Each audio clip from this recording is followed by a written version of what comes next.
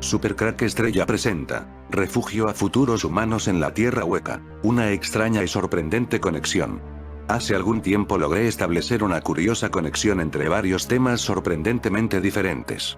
Honestamente debo decir que el tema de la Atlántida nunca me ha interesado demasiado, y tal vez por eso no le presté la debida atención a este asunto. Sin embargo, al conocer la relación con el famosísimo cataclismo de 2012, me obligué a divulgarlo de alguna manera. A continuación podrán revisar mis observaciones. En ellas notarán una conexión brutalmente absurda entre el inicio de la vida en el planeta Tierra, la formación de los continentes míticos Atlántida y Nu, las lunas terrestres, los reptilianos, los glictolitos de Ica en Perú y la sorprendente teoría de la Tierra hueca. La entrada a la cueva de 50 kilómetros dentro de la Luna fue descubierta por el explorador selenológico y de ingeniería de JAXA, Selene, también conocido como Kaguya, después de que descubrió una abertura extraña de unos 50 metros de diámetro en la superficie de la Luna. Los datos recopilados por el orbitador lunar japonés Kaguya revelaron que un sistema de cuevas en la Luna descubierto en 2009 tiene aproximadamente 50 kilómetros de largo y podría proporcionar refugio a los futuros colonos, según la Agencia de Exploración Aeroespacial de Japón, JAXA, e informes del Japan Times. Esta agencia japonesa estima que esta cavidad podría proteger a los futuros exploradores lunares de la radiación y los rayos cósmicos cuando en el futuro cercano, la humanidad establezca una base completamente funcional en la superficie de la Luna. Según los expertos, el sistema de cuevas, que se formó hace unos 3.500 millones de años debido a la actividad volcánica, se encuentra en un área con varias cúpulas volcánicas conocidas como Marius Hills, cerca del cráter lunar del mismo nombre. El descubrimiento inicial se realizó después de que Kaguya descubriera un misterioso agujero en la superficie lunar con un diámetro de alrededor de 50 metros. Eventualmente, otro estudio de ondas de radio descubrió que la entrada de 50 metros era solo una pequeña parte de un túnel supermasivo que llevaba al interior del satélite natural de la Tierra. Kaku citó la posibilidad de encontrar minerales producidos cuando la Luna se formó, así como el agua. Quizás alguna vez hayas dudado de lo que dicen los libros de geología, historia o educación o incluso en lo que nos enseñan en el colegio. Podemos decir que muchos casos en la que la historia o los conocimientos reales sobre el mundo son de alto secreto y a cambio nos muestran, nos enseñan y nos educan con información que difiere de la real. El caso más pronunciado e interesante es el que te vamos a contar ahora. La Tierra es hueca. De hecho, todos los planetas son huecos. Pensarás que te hemos contado y afirmado esto a la ligera. No es el caso. Llevamos tiempo con información clasificada, y hemos contrastado documentos y diferentes teorías de diferentes fuentes de información. Lo mejor de todo es que te lo podamos contar, ya que se trata de un secreto contado a voces, y que muy posiblemente muy pocos creerán. En cualquier caso vamos a mostrarte algunos datos. En la antigüedad se creía que la Tierra era hueca, había libros científicos sobre ello y coincidiendo con eso Julio Verne escribió su famosa obra Viaje al centro de la Tierra, que también daba por hecho que el planeta era hueco. A pesar de que era un escritor de novelas de ciencia ficción, acertó en muchas cosas como si de un medium se tratara. Este hombre también escribió Viaje a la Luna, que relató fielmente cómo serían los cohetes y cómo en un futuro el hombre pisaría la Luna. Claro está que hay muchas otras cosas que se pasan de lo fantástico, pero ahí está escrito. La verdad es que damos por hecho que la humanidad ya ha descubierto todos los rincones de la Tierra y sus mapas están hechos con mucha precisión, estando enteramente mapeada al detalle y por supuesto estos mapas están a disposición pública en versión impresa o bien a través de internet con aplicaciones como Google Earth. La realidad es otra, no toda la información está disponible, hay dos grandes parches en los mapas, tanto en el polo norte como el polo sur, su representación está prohibida y además tanto satélites como aviones tienen prohibido volar por encima. Si quieres comprobar el parche circular de Google Earth vía satélite, tan solo debes abrir la aplicación e ir al polo sur y verás esto. Cada vez consiguen suavizar más la pixelación circular, pero si te fijas bien ahí lo verás. Ahora te preguntarás, ¿por qué ese gran parche? La respuesta se debe a que exactamente en esos puntos hay unas grandes aberturas hacia el interior de la Tierra, y ese es uno de los mayores secretos que se ocultan a la humanidad. Pero ojo, no solo la Tierra es hueca, todos los planetas son huecos, incluida la Luna, de la que a continuación te dejamos también una imagen capturada vía satélite desde Google Earth. Aquí podrás ver más claramente el parche y la pixelación de uno de los polos. Puedes comprobarlo tú mismo. mapaches y pixelaciones en las aberturas de los polos. En la Tierra los polos no son simplemente placas de hielo inhabitadas como nos quieren hacer creer, hay mucho más y a raíz de esto surgen muchas más preguntas. ¿Por qué Google Earth parchea los polos? ¿Por qué la NASA censura las imágenes del centro de polos? ¿Por qué está prohibido sobrevolar la zona? ¿Hay algo que ocultar? Además, cada vez que el tema sale a la luz tratan de acallarlo, y parece ser que se trata de un tema tabú en los medios de comunicación.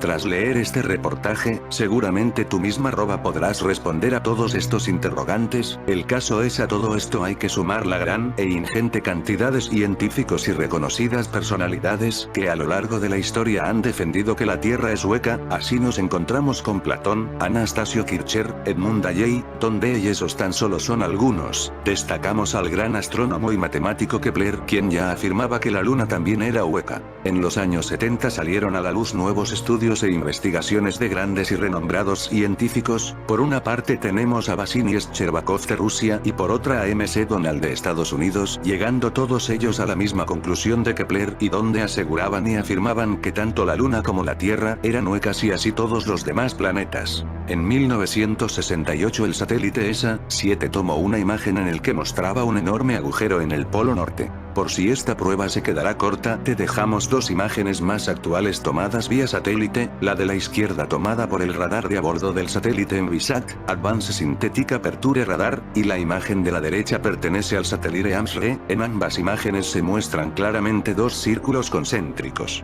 Ahora la gran pregunta a todo esto, ¿qué hay tras las aberturas de los polos? ¿Cómo podemos acceder al interior? Las respuestas a estas preguntas, sobre todo a la primera, te sorprenderá. Si conseguimos acceder nos encontraremos con mares y continentes llenos de vegetación y de vida, todo ello gracias a un pequeño sol interno flotando justo en su interior. A continuación te dejamos dos imágenes de cómo sería su representación. ¿Cómo sería acceder a través de una de estas aberturas?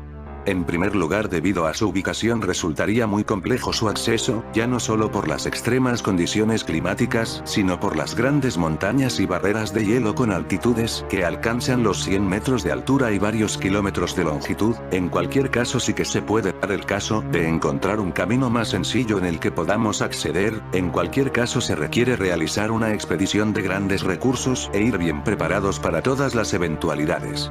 En el caso de que superemos las diferentes barreras, debemos decir que si nos adentráramos por los polos ni nos daríamos cuenta. No es un simple agujero, sino que las aberturas, al ser de miles de kilómetros, no notaríamos la curvatura, al igual que no notamos la curvatura de la Tierra, y sin darnos cuenta estaríamos adentrándonos en tierras desconocidas y llegando al otro lado. Por una parte dejaríamos de ver el sol exterior, sin embargo veríamos el sol interno, y hasta nos haría confundirnos con el sol exterior. La temperatura empezaría a mejorar. Una vez bien adentrados esta rondaría unos 20°, donde ya nos encontraríamos con naturaleza frondosa y biología desconocida. Ya estaríamos al otro lado del planeta, donde incluso la gravedad es inferior, ya que ésta se encuentra en la propia corteza y placa terrestre con un grosor de más de 1200 kilómetros. También podríamos encontrarnos con nubes debido a la propia condensación o temporal de la propia atmósfera interna de la Tierra.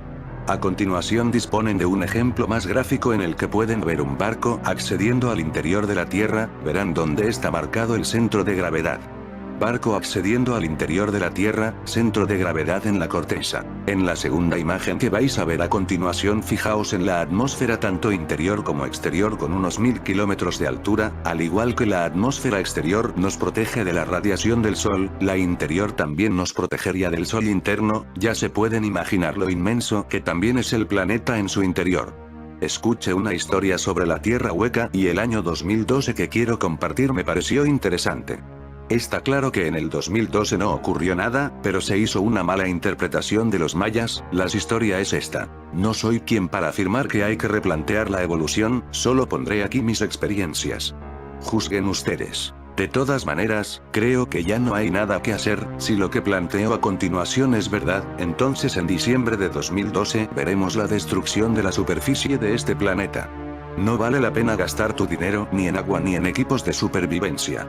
Si la explicación que me fue dada sobre el cataclismo de 2012 es verdadera, no habrá nada que podamos hacer. Es una lástima. De antemano agradezco que leas mis extensas y tediosas líneas. Antecedentes: las monjas.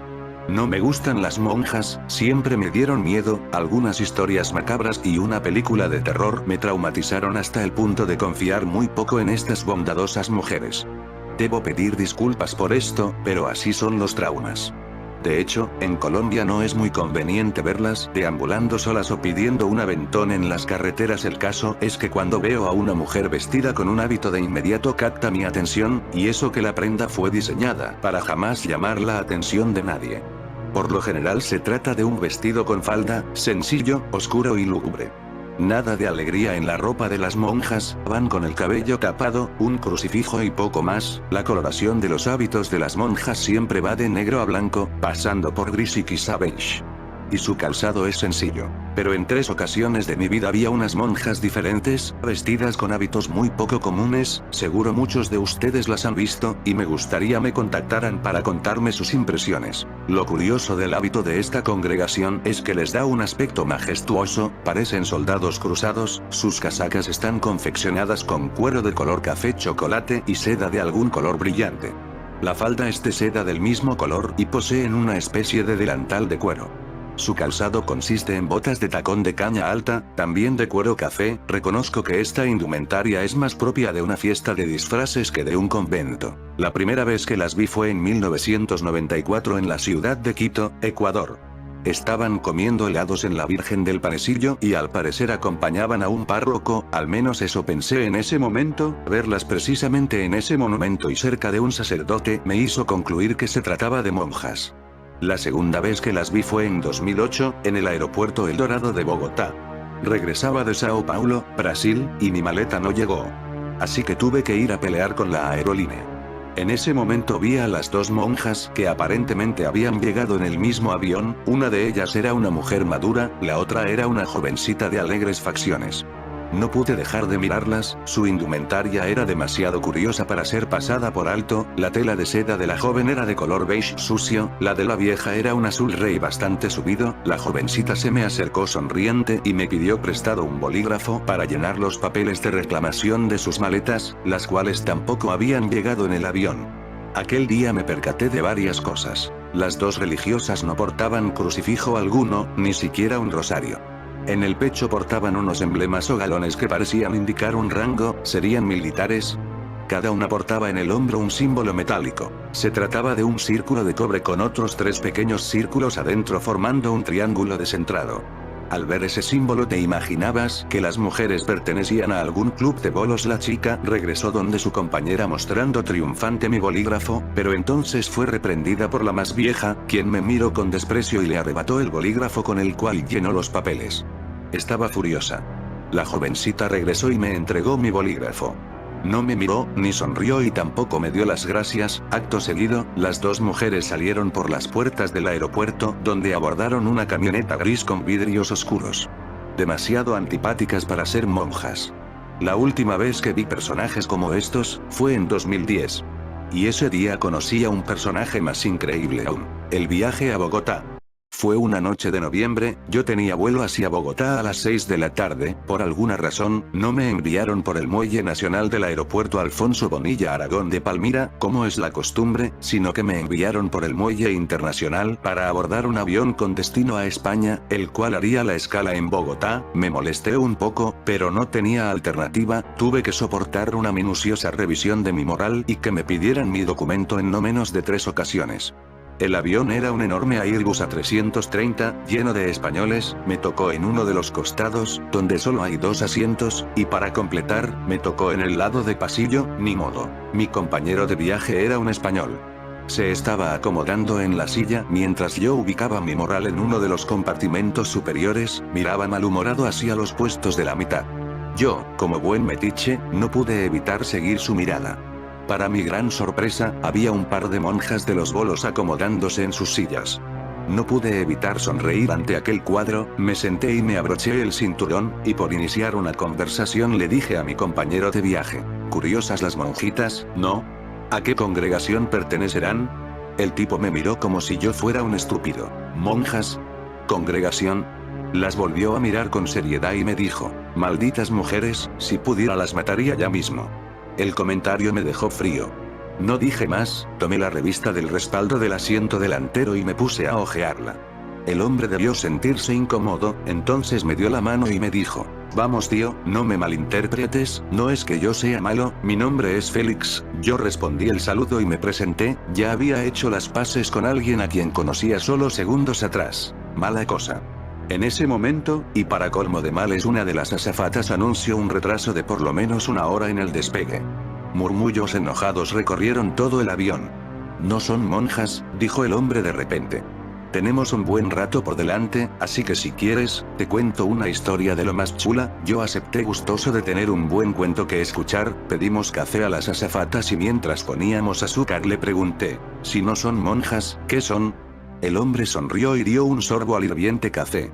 Verás, algunas cosas no son lo que parecen, esas de ahí ni siquiera son mujeres, al menos no como tú las conoces. En ese momento, los asistentes mermaron la iluminación de la cabina y el hombre rápidamente encendió las luces de nuestros puestos.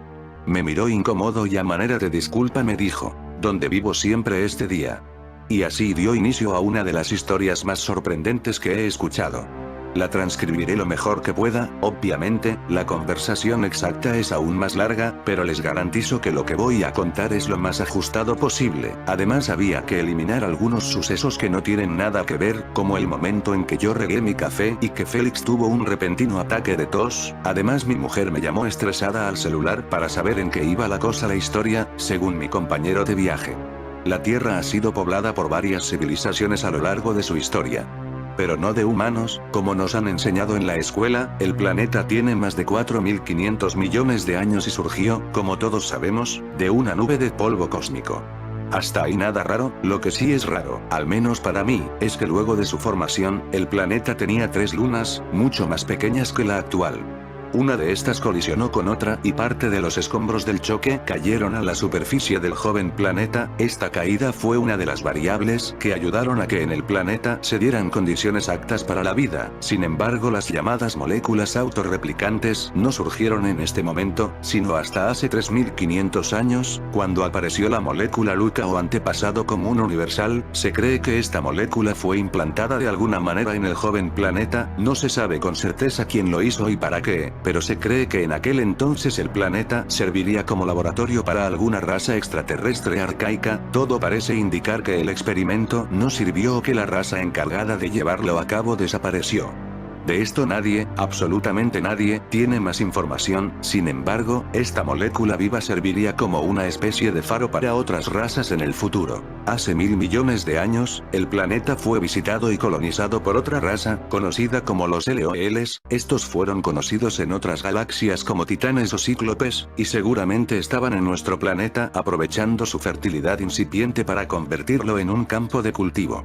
Según las leyendas, el último planeta colonizado por los Eles fue la Tierra. Para aquel entonces, aquella raza había alcanzado un nivel tal de avance que seguramente logró abandonar nuestro universo. Aquí los metafísicos hablan de seres que lograron superar su plano astral y volverse inmateriales, como si de dioses se tratara, pero también cabe la posibilidad de que la raza se haya destruido a sí misma. El caso es que dejaron de existir y la única prueba de su existencia son unos cristales que aún pueden encontrarse a gran profundidad. Estas son las bibliotecas de cristal que algunos conocen como las bibliotecas de los Elohim o Elder. Debo reconocer que jamás vi un cristal de estos, pero hoy creo que mi padre sí, y le rendía culto con un grupo metafísico que se formó a mediados de los 90 en Cali, mi ciudad. Según él, se trataba de una piedra similar al cuarzo, de color verdoso al cual le cantaban unos mantras bastante peculiares. Estoy seguro que al cristal le decían Eldar, y como en mi adolescencia fui aficionado a los libros de Tolkien, supuse que el grupo confundía un montón de mitologías para sus ritos privados. Esta situación es muy común en Colombia, donde un brujo es capaz de leerte el tarot, luego las runas y finalmente leerte el café para finalmente decirte que tu problema es un karma. Debo aclarar que el grupo metafísico al que asistía mi padre era bastante chapucero, y sobre el cristal solo podrían probar que lo habían adquirido en la India. Hoy tengo la duda, y me arrepiento de haberme burlado de mi viejo, pero sigamos. El planeta quedaría librado a su suerte durante miles de millones de años, y gran parte de la vida logró establecerse y evolucionar por sí sola. Hubo varias extinciones, aparición y desaparición de continentes, aparecieron los animales superiores y las angiospermas, los dinosaurios fueron raza dominante y un larguísimo etcétera que va hasta hace unos 63 millones de años, cuando un antepasado común de los primates se dividió y dio paso a una raza evolucionada de humanoides que tardarían unos 2 millones de años en alcanzar unos logros tecnológicos tremendos. Actualmente existen pruebas de la existencia de estos seres, que son conocidos como la humanidad gliptolítica, si bien no eran humanos propiamente dichos, o al menos no del género Homo, seguramente eran reptiloides o insectoides, pero esto no está muy claro. Esta raza logró superar las barreras del planeta y descubrió la parte interior del mismo. Las pruebas son unas piedras de color negro que pueden encontrarse en el departamento de Ica, en Perú. Son conocidas como las piedras de Ica y muestran imágenes que dejarán boquiabierto a más de uno. La humanidad gliptolítica logró colonizar parte del interior del planeta, pero por alguna razón no florecieron allí. Quizás se debía a que el sol interior de nuestro planeta, o sol negro, no ofrecía condiciones aptas para vivir en aquel entonces. También se cree que la humanidad gliptolítica fue una de las causas para la extinción de los dinosaurios. Dense una pasadita por las imágenes de Google. Busquen piedras de Ica, les prometo que se sorprenderán.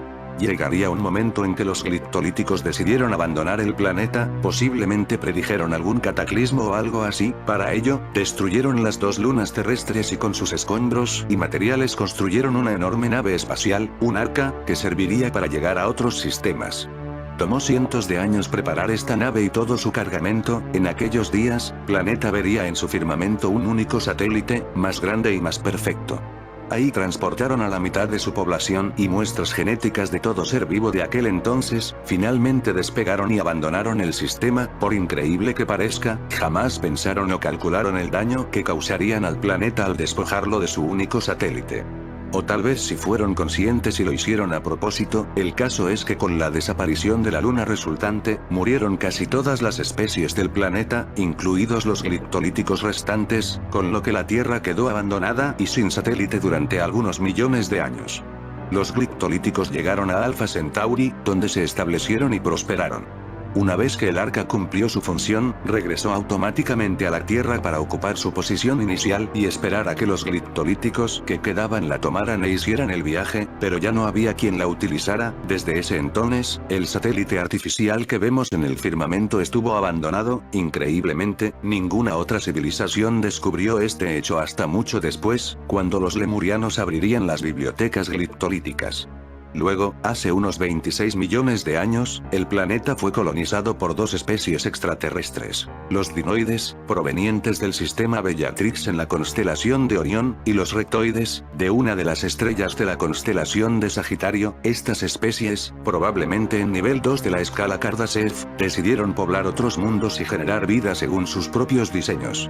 Aclaro que estas 2 especies no eran humanoides, y por tanto sus diseños estaban enfocados en formas muy distintas a las nuestras. El resultado fue la creación de la raza de los presetáceos, de la cual no conocemos su verdadero nombre. Posiblemente se trata de seres parecidos a sirenas, que poblaron los enormes océanos de entonces. Estas 3 especies coexistieron en armonía durante millones de años, pero entonces, hace unos 8 millones de años, los presetáceos evolucionaron psíquicamente, así comprendieron que tal armonía en realidad era un abuso de los dinoides/rectoides, y por ello dejaron de cooperar. Entonces se dio un conflicto que llevó a los presetáceos a destruir un enorme porcentaje del planeta. Algunos creen que por medio de la destrucción de unos reactores de fisión nuclear que se ubicaron en lo que hoy corresponde a los montes Urales. Los presetáceos se dividieron en 2 grupos, el primero escapó a la constelación de Pegaso y el segundo se escondió en los océanos para involucionar a lo que hoy conocemos como cetáceos. Los pocos dinoides/rectoides que lograron sobrevivir escaparon al 4.º planeta de nuestro sistema solar, conocido como Maldet, ubicado entre la Tierra y Marte. Hago una parte para mencionar un comentario verde de mi amigo español. Esas matanzas de ballenas y delfines son tan graves como puedas imaginarte. Si los humanos hubiésemos dejado a esos animales tranquilos, hoy por hoy serían nuestros aliados, y quizás no tendríamos que sufrir. Son poderosos a morir. el planeta quedaría abandonado a su suerte una vez más hasta hace 6 millones de años, cuando un extraño descendiente de los reptiles inició una veloz carrera evolutiva. Este daría lugar a la raza que hoy conocemos como reptilianos, la cual posiblemente contenga parte de la genética reptoide. Estos reptilianos colonizarían una gran parte del planeta, pero las condiciones climáticas de aquel entonces los obligarían a refugiarse en los abismos terrestres.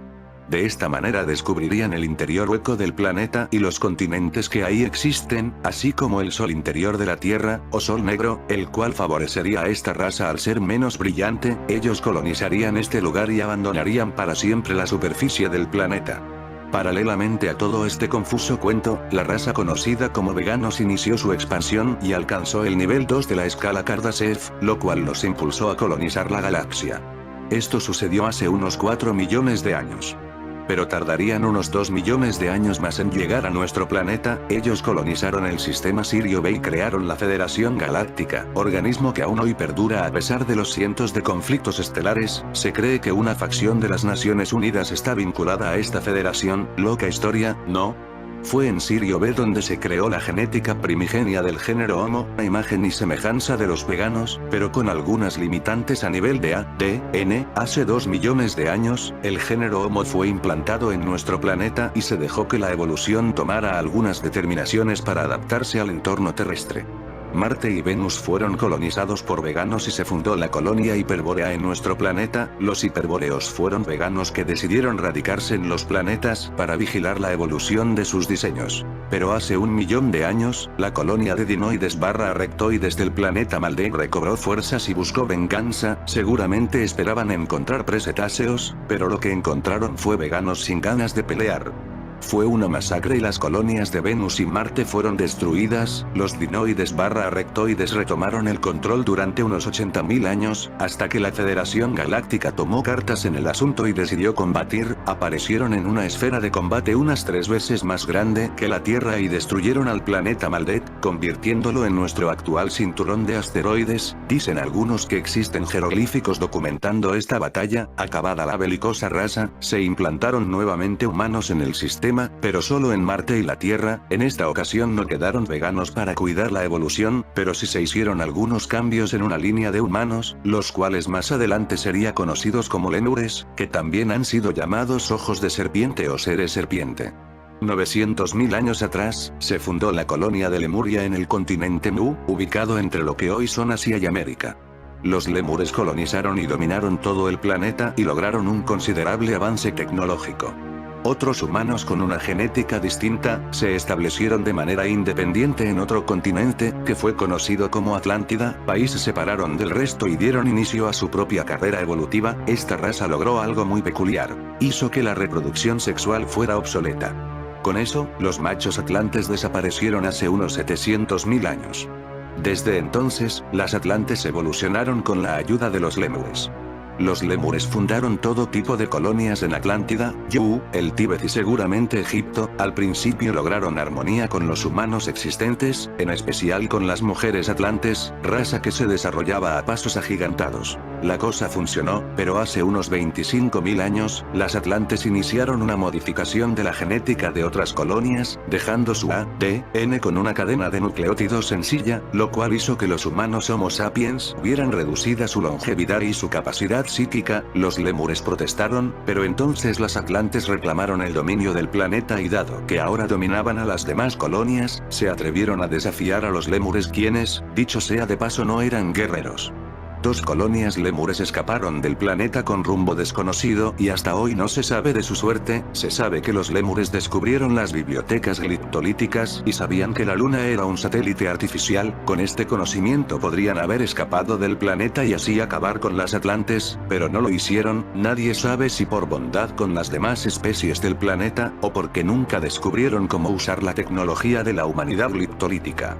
Finalmente, hace unos 9.000 u 8.000 años, la guerra entre atlantes y lémures hizo que ambos continentes desaparecieran. Se cree que las mujeres atlantes lograron una fuente de energía altamente destructiva con la cual lograron hundir el continente Mu. Pero al activar los dispositivos también destruyeron la Atlántida y un enorme porcentaje de su población. De cualquier forma, las atlantes restantes tomaron lo que quedaba de los lémures, su conocimiento y sus tecnologías. se escondieron entre las demás especies y esperan hasta hoy. Esta es la parte que no conocemos de la historia del planeta. Pero falta aún más. Ya mencioné el interior del planeta. Ese día, el español me dio a entender que la Tierra es hueca y que en el interior existe otro reino, con continentes y todo. Posiblemente fue visitado por los gliptolíticos alguna vez, pero finalmente fue poblado por los reptilianos. Cuando las atlantes declararon la guerra, solo una facción no las apoyó. Se trataba de la colonia de Yu, ellos no deseaban combatir contra los lemures y por ello fueron desterrados al interior del planeta. Para su sorpresa, no encontraron tinieblas, sino un lugar aún más próspero y fértil que la superficie, ahí encontraron a la raza de los reptilianos, cuyos avances tecnológicos eran bastante notorios, pero no lo suficiente como para combatir a los nuevos invasores. Así, los reptilianos fueron desterrados al interior de la corteza terrestre donde viven hasta hoy.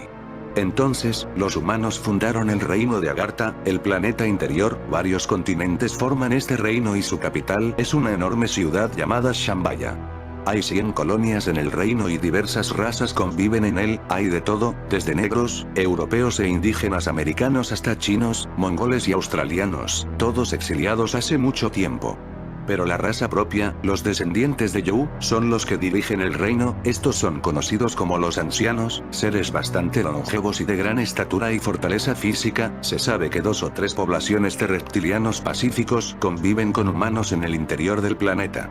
Jamás las mujeres atlantes lograron entrar al próspero reino de Agartha, y finalmente fueron ellas las exiliadas a vivir entre nosotros. Para fastidio de ellas, muchas de las decisiones de la superficie son tomadas desde abajo, reptilianos y ancianos manejan los hilos de la humanidad y aunque pareciera lo contrario, jamás han deseado el mal a la superficie, aunque algunos de sus trucos económicos hayan sido bastante nefastos. Aunque abajo hay varias culturas independientes, casi todas siguen las enseñanzas de Melquisedec, gran filósofo perteneciente a la raza de los ancianos. Las ciudades de Agartha son poco pobladas, con una media de 500.000 habitantes, pero una de sus ciudades conocida como Telos posee más de 2 millones y es un gran centro tecnológico. Gran cuento, ¿no? El avión despegó finalmente y yo tuve que darme una escapadita al baño. Faltaba la cereza del postre. Hay muchos accesos al reino interior, pero pasar por ellos no es sencillo, no solo por la dificultad técnica de atravesar los 1300 kilómetros de espesor de la corteza, sino porque dentro de esta viven los reptilianos renegados. Algunos pasadizos se encuentran en el Mato Grosso en Brasil, las cataratas de Iguazú, la cueva del mamut en Norteamérica, algunas cavernas en Italia y bajo la pirámide de Giza. Pocos se han atrevido a cruzarlos debido al inmenso peligro. Ahora entiendo que el escritor Julio Verne lo sabía con mucha precisión, pues los cráteres que menciona en su obra fueron también mencionados por Félix como posibles accesos. Concretamente, el volcán Sneffels fue objeto de varias investigaciones por parte de nazis y rusos para acceder al planeta interior. Si recuerdan, los exploradores del libro Viaje al centro de la Tierra terminan en Stromboli, Italia. Esto concordaría perfectamente con el cuento. El camino normal al interior es a través de las aberturas polares, enormes agujeros de 2300 kilómetros de diámetro por los cuales se puede atravesar en aviones especialmente adaptados para corregir las anomalías gravitacionales o simplemente navegando en sumergibles especiales, porque nadie sabe de esas aberturas polares. No tengo esas respuestas, habría que preguntarle a la NASA y a los gobiernos de las grandes potencias. Según algunos, hay acuerdos entre Agartha y los gobiernos de superficie para ocultar este asunto al público. El español me contó que si vas navegando, solamente te das cuenta que has ingresado al interior del planeta por una anomalía magnética que se manifiesta en las brújulas y porque el cielo se ilumina tenuemente y desaparecen las estrellas. Cualquiera pensaría que el mundo queda patas arriba cuando inicias el cruce oceánico al interior, pero no es así. Dentro, siempre es de día y el suministro de luz constante es usado como principal fuente de energía. Si alguien conoce el concepto de la esfera de Dyson podrá comprender mejor a la Tierra hueca. No podía dejar de preguntar al tipo sobre qué diablos hacía en la superficie si dentro todo era tan maravilloso. Su respuesta fue sencilla, y quizás lógica. Hago parte de un comité de la ciudad de Telos para impedir unas pruebas nucleares que planean hacer los coreanos con ayuda de los franceses. Sé que mi acento te suena como si yo fuera de Barcelona, pero voy para Francia y vengo desde el Polo Sur. Mi mirada sorprendida lo hizo reír un rato. Le pregunté entonces qué tenían que ver las monjas en todo este cuento. Quedaba poco tiempo pues el viaje Cali-Bogotá dura solo 35 minutos, la respuesta ya se cocinaba en mi cabeza. Verás, esas malditas son atlantes. Las hay por todo el mundo, pero su sede principal queda en Canarias, ahí tienen su convento principal, si así quieres llamarle. Pero también tienen un edificio principal en Washington, cerca de la sede principal de la NASA. Ellas han logrado ocultar la mayor parte de su conocimiento y luego de la guerra con los lémures, han dedicado su vida a descubrir los secretos de la Luna. Todo parece indicar que, en colaboración con los nazis, llegaron a la Luna en los años 40 o 50. Parece ser que descubrieron algo gracias a los astronautas nazis, los cuales murieron en un extraño accidente. Más adelante, a mediados o fines de los años 50, los norteamericanos retomarían la base lunar alemana y la adaptarían en un complejo que estuvo activo hasta los años 80. Supuestamente, la base lunar fue desmontada. Desde entonces, la investigación en el satélite ha sido manipulada y está llena de patrañas. Todo maquinado por las malditas atlantes. ¿No te has preguntado por qué rayos no volvimos a la Luna desde los años 70? Se supone que allá hay mucho potencial investigativo y ganas de establecer colonias experimentales. Los humanos tienen toda la tecnología para ir allá cuantas veces quieran, pero nadie va. En Telos, estamos seguros que las atlantes viajan con mucha regularidad a la Luna, usan una empresa fachada bien conocida con la que ocultan sus viajes e investigaciones. Nota: yo no pude sacarle cuál era esa empresa tan conocida. En ese momento iniciamos el aterrizaje, me angustiaba no conocer más de la historia, pero mi compañero, afortunadamente, era un conversador incansable.